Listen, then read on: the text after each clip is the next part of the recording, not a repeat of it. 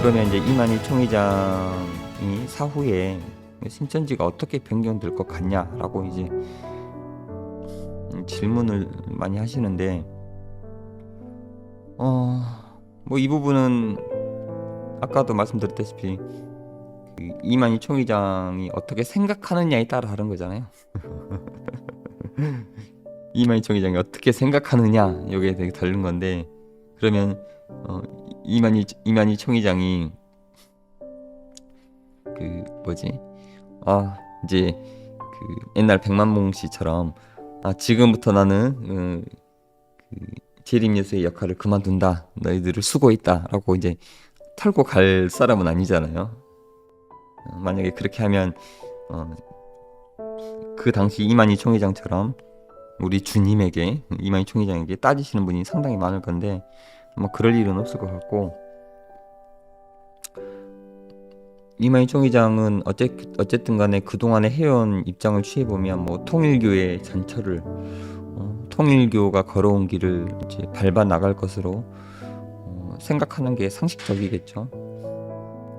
그래서 뭐 그냥 통일교를 한번 바라보는 게 뭐 앞으로 신천지가 어떻게 될 것이냐, 이렇게 보는 미래일 거잖아요. 어떤 사람들은 이제 예전에 이제 김남희 원장 그 일이 있었을 때 신천지가 하나님의 교회처럼 되는 거 아니냐, 이렇게 이제 추정을 하셨던 분이 상당히 많았는데, 그 애초에 김남희 원장이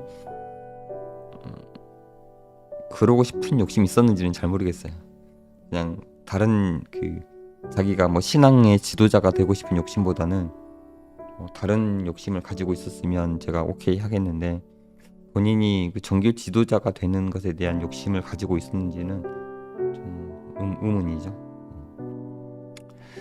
어쨌든 본래 이제 박물관 지어서 자기 그 밀랍 인형을 만들어 놓은 뭐 이런 것처럼 뭐 박물관을 만들려고 했던 게 무산이 되었다고 들리잖아요. 어쨌든 간에 이만희 총회장은 통일교가 가는 길을 걸어가려고 하는 것 같다, 이렇게 생각하는 게 맞는 것 같습니다. 이제 그러면 사실상 그 통일교하고 신천지하고는 조직 체계가 다르잖아요.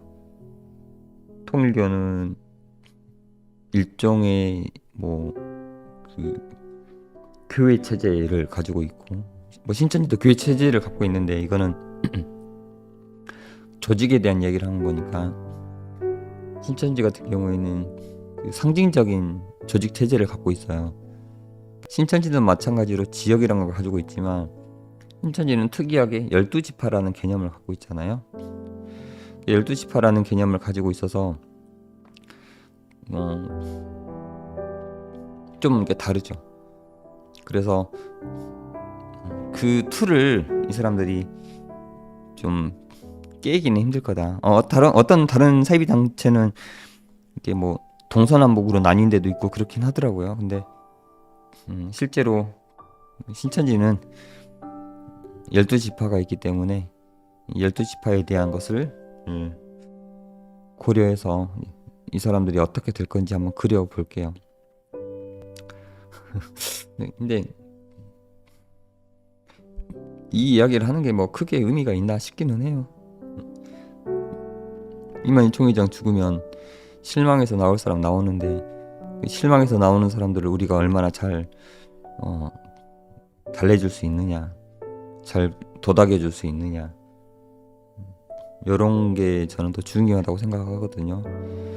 이만희 총회장이 죽었을 때 오히려 지금 가지고 있는 것보다 더 강한 믿음을 가지고 그 안에 남게 되는 사람들이 있을 거란 말이에요.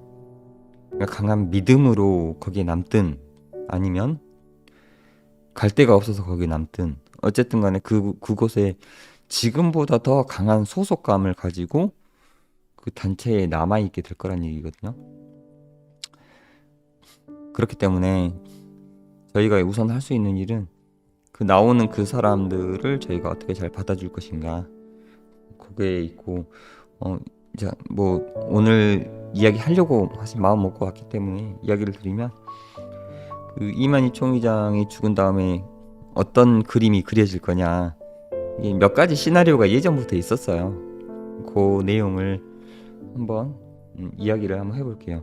어떻게 이만희 총회장이 사후에 바뀌어질 것이냐 한번 그림으로 한번 그려볼게요. 또 칠판 갑니다.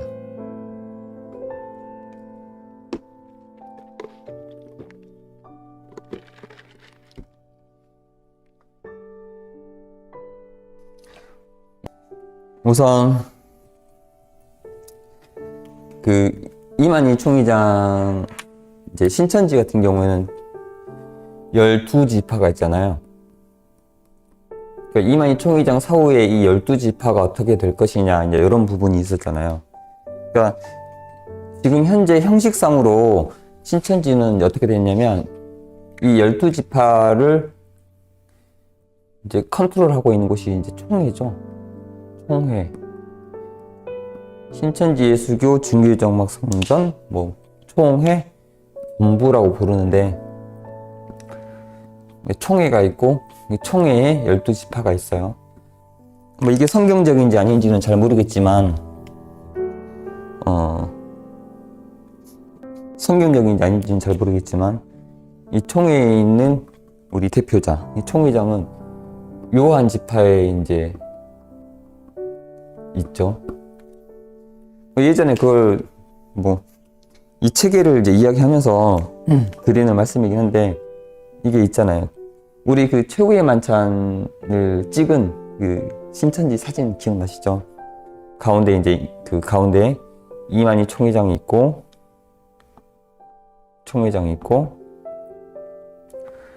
이쪽으로 이제 12명의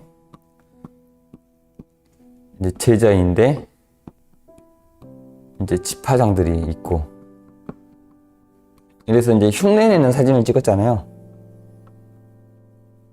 그 최후의 만찬을 흉내내는 뭐 기념사진이라고 하죠. 기념사진을 찍었는데 생각해보면 이 최후의 만찬이 있었던 날이 어떤 날이죠? 그러니까 우리 주께서 예수께서 잡히시던 날이죠. 잡히시던 날. 예수께서 잡히신 날인데 이 잡히신 날에 12제자의 이름을 알고 계세요? 12명 제자? 12제자 이름이? 자, 베드로, 안드레, 요한, 야고보, 도마, 야고보, 다데오, 마띠아, 바돌로메, 빌립. 12명 맞나? 하나, 둘, 셋, 넷, 다여. 근데 오늘의 핵심은 이제 우리 이야기하는 게 아니라 이 12제자들 가운데서 한 명이 마띠아가 아니죠? 누구였죠? 유다였죠. 예수님을 팔았던. 그러면 이 12제자 중에 이 총회장이 이 중심으로 해서 이 최후의 만찬 기념 사진을 사진을 찍었던 이날 어떤 사람이 가룟 유다였을까? 이런 농담적인 이야기를 했는데 이 사진이 나중에 그런 역할을 할 거라는 생각이 들었어요. 그죠? 우리는 딱 그 사람이 누구일 거라고 이제 추정을 하고 있잖아요. 이 총회장과 지파장들이 같이 찍었던 사진에 12제자들이 흉내를 냈던 최후의 만찬 사진에 12지파장들이 있는데 이 12지파장 중에 누가 가룟 유다냐? 누가 가룟 유다냐? 우리가 누군지 저희들끼리 이제 추정은 하지만 이 사진이 나중에 쓰일 거다. 그래서 첫 번째는 지금 이 신천지 돌아가는 형국을 보면 이 그 총회장의 배신자 한 명을 통해서 조직을 결속할 거다. 그러니까 조직을 결속할 거라는 건 무슨 말이냐면 이 배신자 한 명이 무슨 역할을 하냐면 총회장이 죄 때문에 죽은 게 아니라 배신 때문에 죽은 거다. 이런 이제 그림을 그려가는 곳에서 이 12제자의 사진이 기묘하게 쓰일 거다라는 생각이 좀 들어요. 이제 우리 증거가 뭐냐면 사진인 거죠, 사진. 요거는 이제 저희들끼리 하는 이야기고요. 이런 게 있고. 또 그러면 이만희 총회장이 후에 어떻게 될 거냐, 이제 이런 또 이야기에 다른 이제 시나리오를 또 하나를 더 몇 가지를 말씀을 드리면, 내년이 신천기 40년이라는 걸 좀 주목을 하셔야 돼요.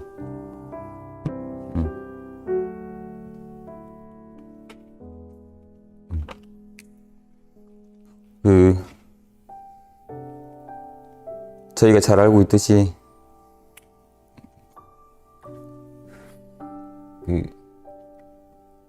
애굽에서 이제 히브리인들이 탈출해서 가나안까지 가는 그 세월이 40년이었잖아요.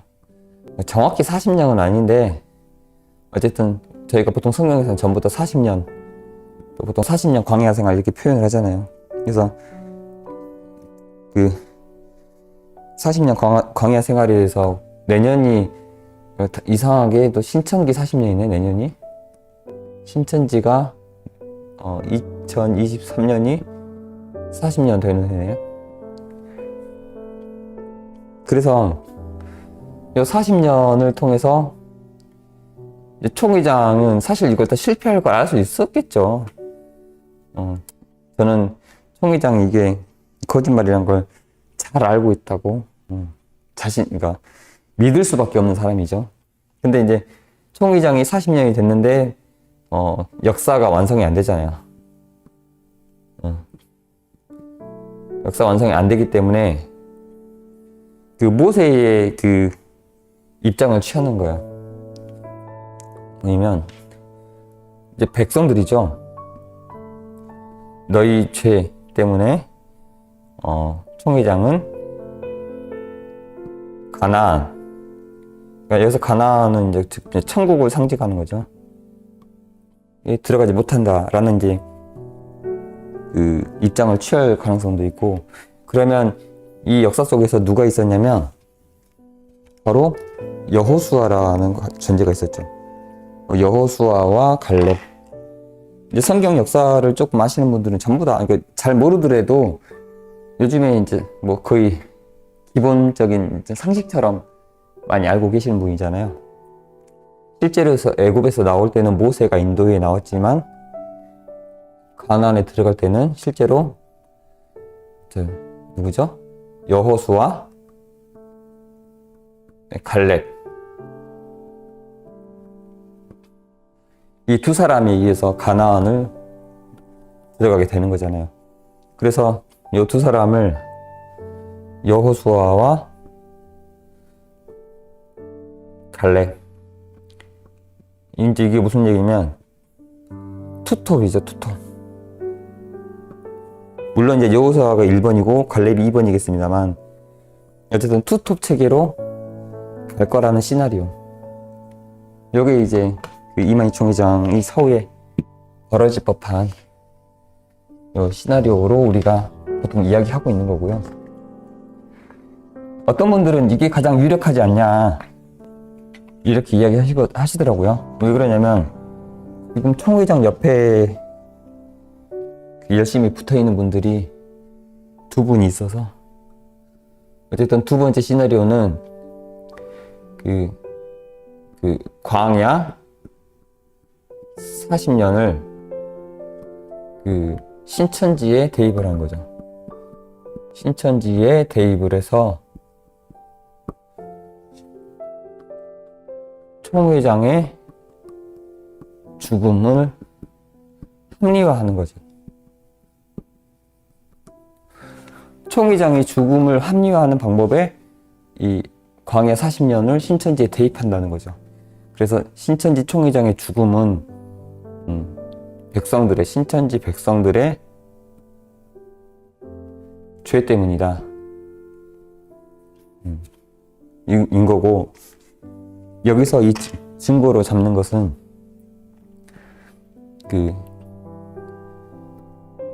이 역사가 이루어질 거라고 후원장담을 했던 두 사람을 만들겠죠. 그래서 이걸 저희는 두증인 체제라고 해요.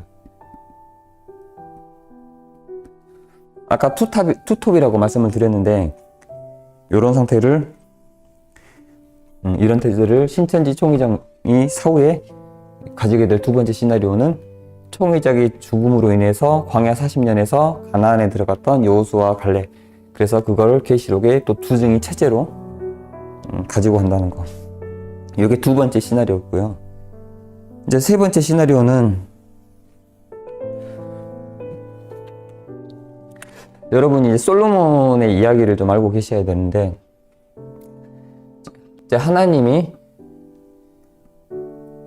다윗에게 이제 약속을 하시죠.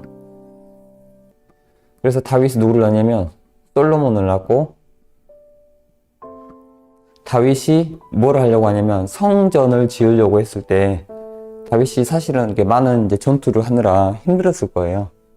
실제로 가나안 정복 단계에서 이 정복을 완성한 사람은 가나안 정복을 완성한 사람은 다윗이거든요. 근데 다윗이 이제 하나님의 성전을 지으려고 했을 때 이걸 안 하고 아들에게 맡긴다, 이런 얘기가 나오고, 솔로몬이 그 뜻을 따라서 실제로 성전을 짓죠. 근데 이제 하나님의 성전도 짓지만 뭐부터 짓냐면 자기의 궁전도 지어요. 성전도 짓고 궁전도 짓는데, 성전이 하여튼 궁전 짓는데 훨씬 더 많은 세월이 생기고, 이 궁전을 지으면서 이 백성들을 착취하는 게 있어요. 착취라고 표현해서 좀 센 것 같지만 어쨌든 세금도 좀 올라갔고 노역도 좀 있었어요. 그러니까 이 솔로몬 시대에 이 사람들이 좀 괴로우겠죠. 제가 지난번에 이제 그림을 그렸지만 전 그림을 잘 못 그려요. 여기가 유다고 여기가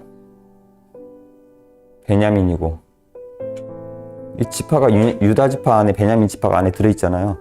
그리고 그 위에 10지파가 있는데, 예루살렘 성전은 여기 있고요, 유다 지파 안에 있고, 그렇기 때문에 여기하고 여기 좀 차별을 했던 걸로 보여요. 차별.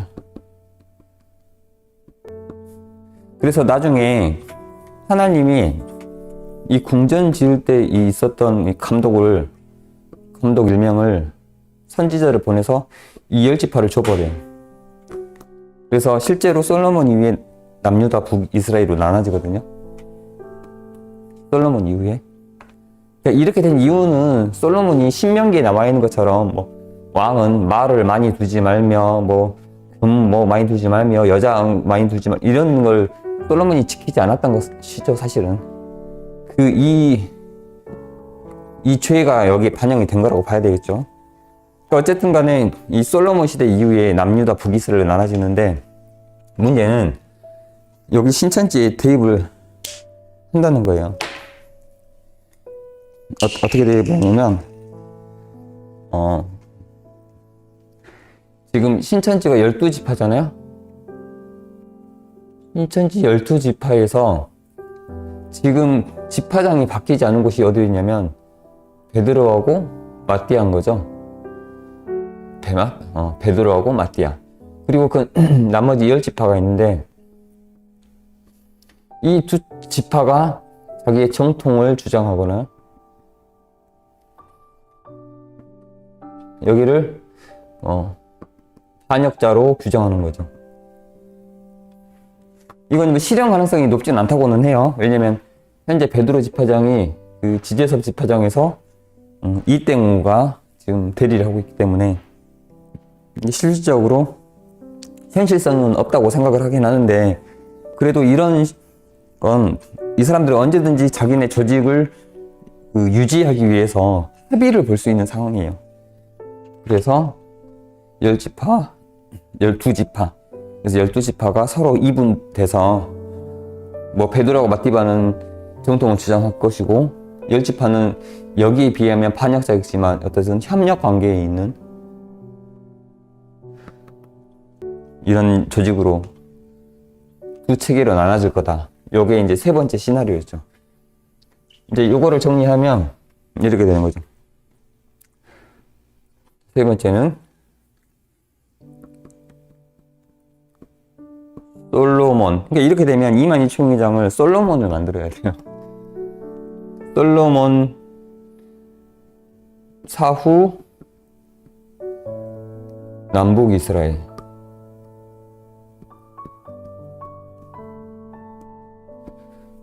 이렇게 된 거죠. 이렇게 되면 총회장을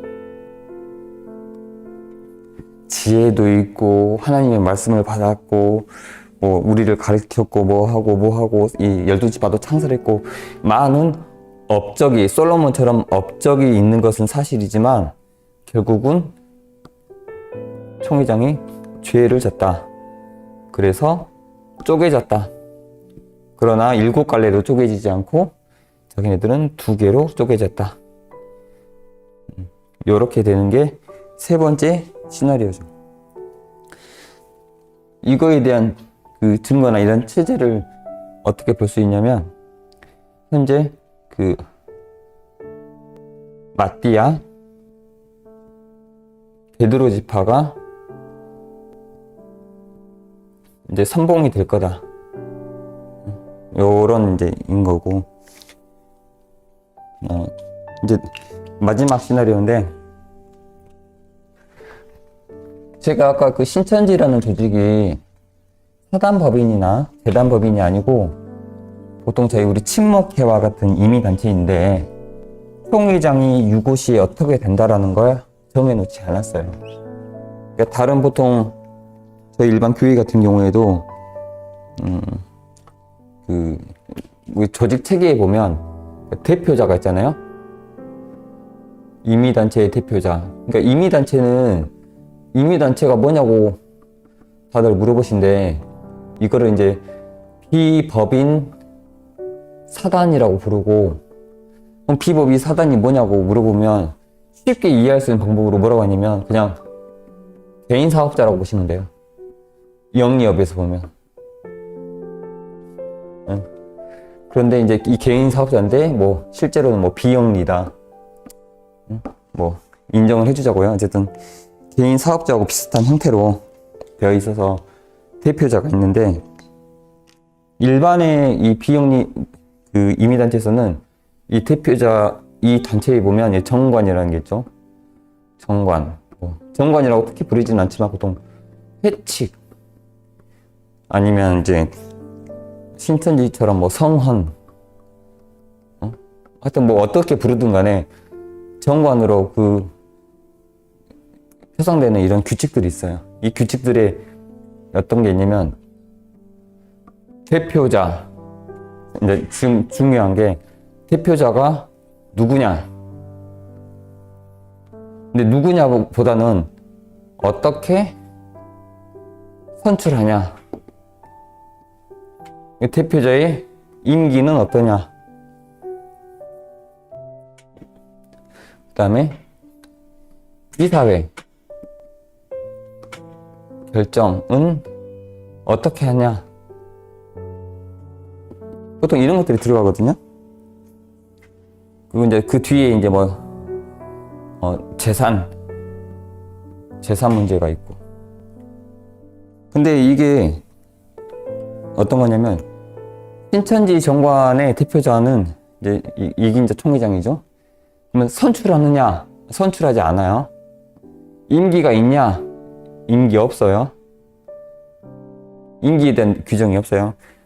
이사회 결정을 하는데 어떻게 하냐? 이제 저희 이제 총회라고 하는데 총회를 어쨌든 소집을 해잖아요. 총회 소집. 이 총회 소집을 할 수 있는 권한이 저희는 보통 일반적인 이사회 결정은 뭐 이사의 3분의 1 아니면 회원들의 3분의 1이 뭐 모여서 총회 개최를 요청하면 이사회는 총회를 열어야 된다 이렇게 되어 있는데, 이 총회는 권한은, 총회를 소집할 수 있는 권한은 이 총회장한테만 있어요. 그러니까 총회장이 아니면 안 되는 거야. 재산도 총회장의 명의로 한다 뭐 이런 식으로 되어 있고요. 지금 이렇게 살펴본 것을 지금 제가 이걸 왜 이야기 드렸냐면, 그러면 개인 사업자이기 때문에, 임의 단체이기 때문에 이쪽에서 가지고 있는 이 모든 재산을 이제 총유 재산이라고 하거든요. 그러니까 모든 사람이 다 함께 쓰는 재산이지만 이거를 반환받거나 그다음에 재산권을 행사할 수 없죠. 무조건 이제 사용권만 있는데, 이 사용권도 회칙에 있어야 돼. 그러니까 실제로 이 신천지 이 내부에서 이 재산의 소유권은 총회장에게 있고, 이 재산은 이제 법적으로 보면 총유재산인데, 이 총유재산을 신천지에 있는 사람들이 반환받거나 총회장 사후에, 그다음에 그거에 대한 재산권을 행사하거나 이럴 수 없다는 거죠. 사용권도 있는데 총회에서 그걸 막아버리면, 이사회에서 막아버리면 쓸 수 없는 거예요. 이런 문제들이 있죠. 근데 이제 이게 이만희 총회장 사후에 어떻게 영향을 줄 것이냐, 요 이야기인 거잖아요. 지금 형식상으로는 그 신천지의 모든 재산은 신천지 총회의 재산으로 하고 있어요. 물론 이만희 총회장이나 뭐 각 집화장, 어떤 데는 뭐 건설부장, 어떤 데는 뭐 센터장, 이런 사람들의 이제 개인 명의로 이제 명의 신탁을 해놓은 경우가 있긴 한데, 실질적으로 재산의 명의가 총회로 되어 있죠.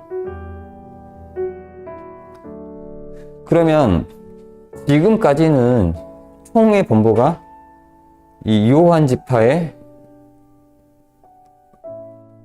일부인 거죠. 물론 떨어져 있겠지만 일부인 거잖아요. 그런데 이제 이만희 총회장이 사후가 되면 총회는 별도로 떨어져 나올 거예요. 총회 본부. 총회 본부는 이렇게 떨어져 나오고, 지금 저희가 이렇게 알고 있는 것처럼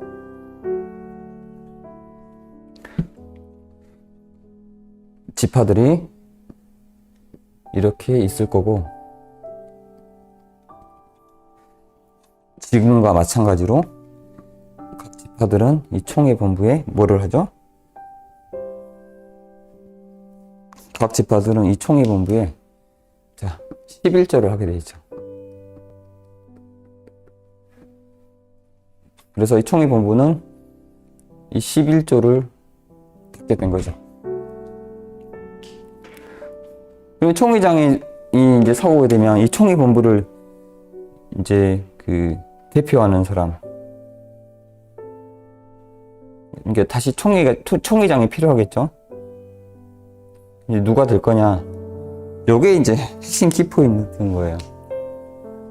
이만희 총회장 사후에 이제 이만희 그 총회 본부를 대표하는 이 총회장이 누가 될 거냐?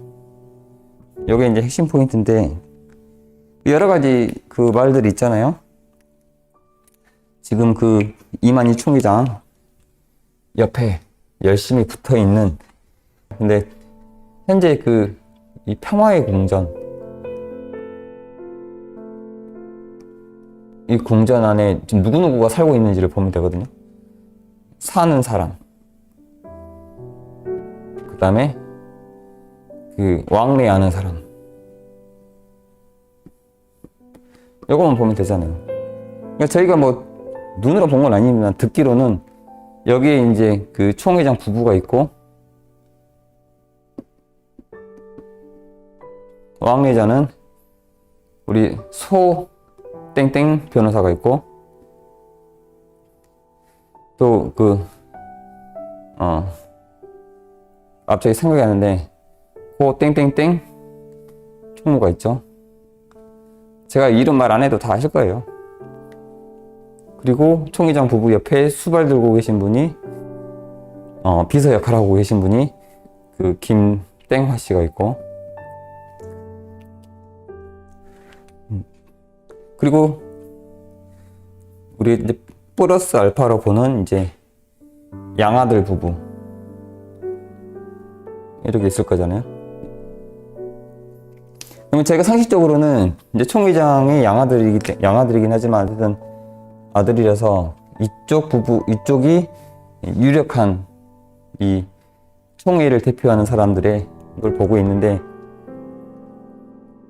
이 사람은 방금 제가 말씀드린 이 네 번째 스토리를 원할 것 같다고 생각이 들고, 요 두 사람은 2번의 스토리를 원할 수 있죠.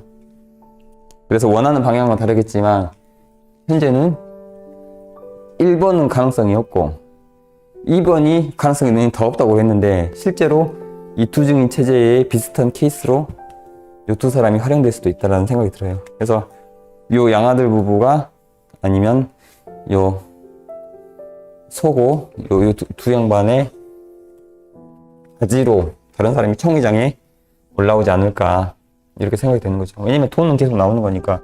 그 신천지 재단 자체가 사실 사람들께서 잘 모르는데 뭐 통일교나 뭐 하나님의 교회 비면 아무것도 아니지만 그래도 뭐 나름 어마어마하니까. 그래서 마지막 저희가 보통 네 번째 본 시나리오는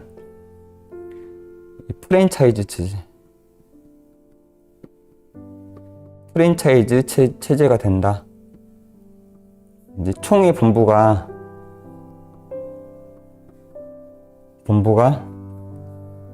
완전히 단독, 현재도 단독이긴 한데 그 요한집합 사람들이나 총회 본부 사람들이랑 구별이 안 돼요. 단독 체제로 가고 여기서 12지파에 11조로 산다. 이제 크게 요 네 가지 시나리오를 보는 거거든요.